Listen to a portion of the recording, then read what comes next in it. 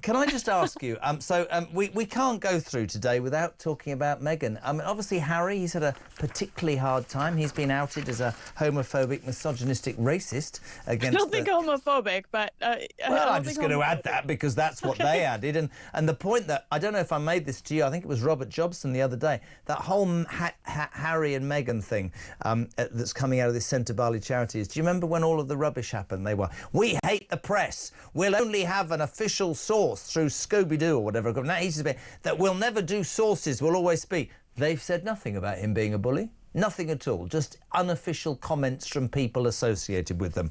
Today, shocking news, my friends, and news we need to share with you. Why are we doing this?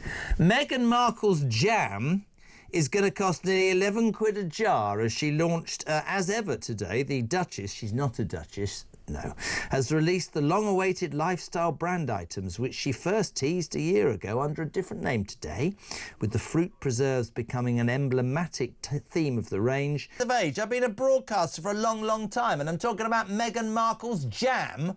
Well, I have a scoop for you. So Meghan Markle's jam sold out, and she's taking a victory lap. Sorry, hold on. What? She sold 10 jars or what? Thank you. So products were produced in small quantities of inventory so that they can claim she sold out quickly. This was the Kardashians' move for the longest time. It's easy to sell out if you don't have a lot of product available in the first place.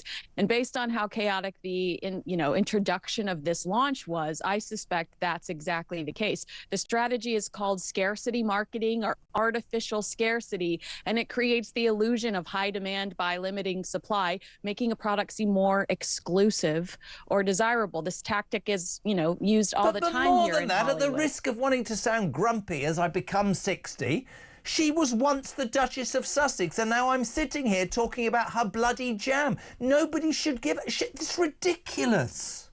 No, you're absolutely right. But she sat down with the New York Times to promote this and said, I have to work. Well, that's what happens when you marry someone that has little to no ambition. I agree. You do have to work. I agree. And, she's trying to justify all of these different outlets and moving parts by saying, I just have to work. They haven't had a good time. His charity engulfed by cash fears, insiders claim. There's going to be more coming out on that. And then the Netflix stuff. I love this. This is just, to me, sums it up again.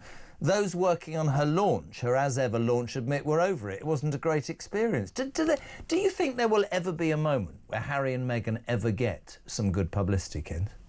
Well, I mean, maybe, because they did ask those exact same people to sign NDAs to keep secrets, surrounding this.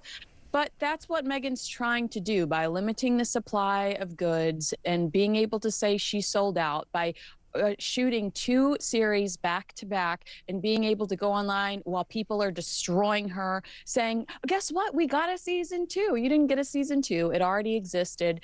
Netflix is desperate to get any type of money back from you. The return on investment has not been there. So she's trying to create, and Jeremy, Prince Harry gave up his family, gave up his friends, hundreds of friends, gave up his entire lifestyle, his culture, the royal traditions. And Meghan can't even come out to defend her husband, who is being destroyed right now, is a bully from Senabale, his own charity. I'm sorry, but Prince Harry, look in the mirror.